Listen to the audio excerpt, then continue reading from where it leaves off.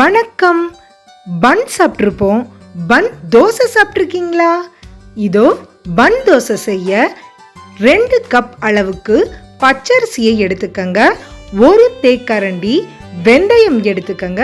ரெண்டையும் நல்லா க்ளீன் பண்ணி ஒரு 4 மணி நேரம் போல் ஊற வைங்க. அதுக்கப்புறம் 1/4 கப் அவலை ஒரு 5 நிமிஷம் மட்டும் கழுவி ஊற வைங்க. இப்போ ஊற வச்ச அரிசி, வெந்தயம், 5 நிமிஷம் ஊற வச்ச அவல் எல்லாத்தையுமே மிக்ஸி ஜாருக்கு மாற்றிக்கங்க. கூடவே 1/2 கப் அளவுக்கு துருவின தேங்காயை சேர்த்துக்கிறோம். இது ரொம்ப முக்கியமானது இந்த தோசைக்கு. இப்போ கொஞ்சமா தண்ணி சேர்த்து மாவை மைய அரைச்சி எடுத்துக்கங்க. வெண்ணெய் மாதிரி இருக்கணும் மாவு.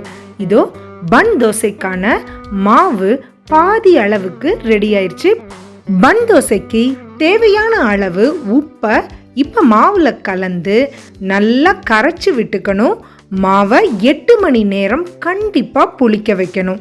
இந்த வெந்தயம், தேங்காய் இந்த 8 மணி நேரம் புளிக்க வைக்கிறது, இது 3மே இந்த பன் தோசைக்கு ரொம்ப ரொம்ப முக்கியமானது. அளவுகளை மாற்றாமல் பார்த்துக்கங்க.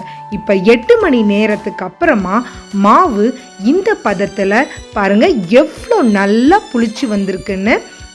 இந்த மாதிரி மாவு இருந்தால் தான் பன் தோசை சாஃப்டாக வரும்.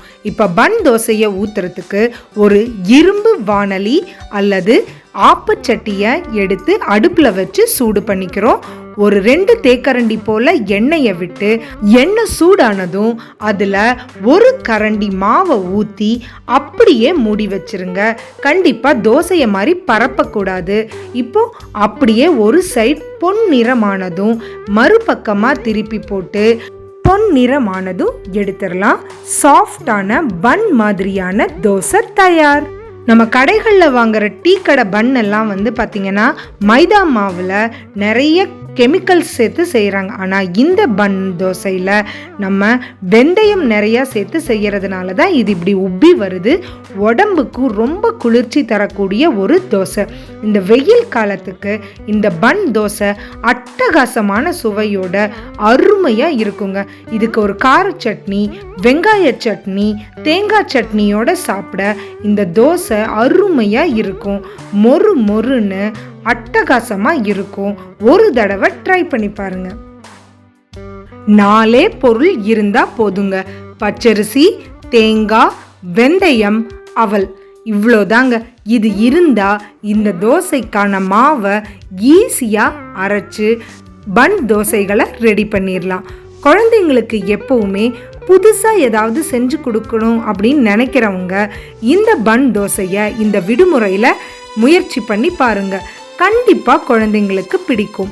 இதுக்கு ஸ்பெஷலாக ஒரு டிப்ஸ் தரணும் அப்படின்னா, உங்கள் வீட்டில் கருவேப்பிலை பொடியோ அல்லது இட்லி மிளகா பொடியோ இருந்தால் அதை கூட இதுக்கு டாப்பிங்காக தூவி மேலே நெய் ஊற்றி கொடுக்கலாம் குழந்தைங்களுக்கு.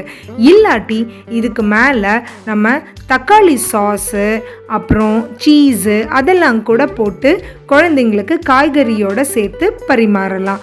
ஸோ இப்படி வித்தியாசமாக இந்த பன் தோசையை நம்மளால் பரிமாற முடியும்.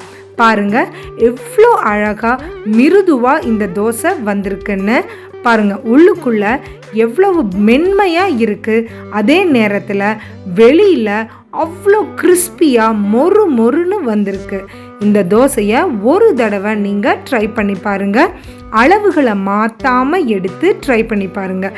இந்த மாதிரி நிறைய வீடியோக்களுக்கு எங்கள் சேனலுக்கு சப்ஸ்கிரைப் பண்ணுங்கள். இது வரைக்கும் பார்த்த அனைவருக்கும் நன்றி.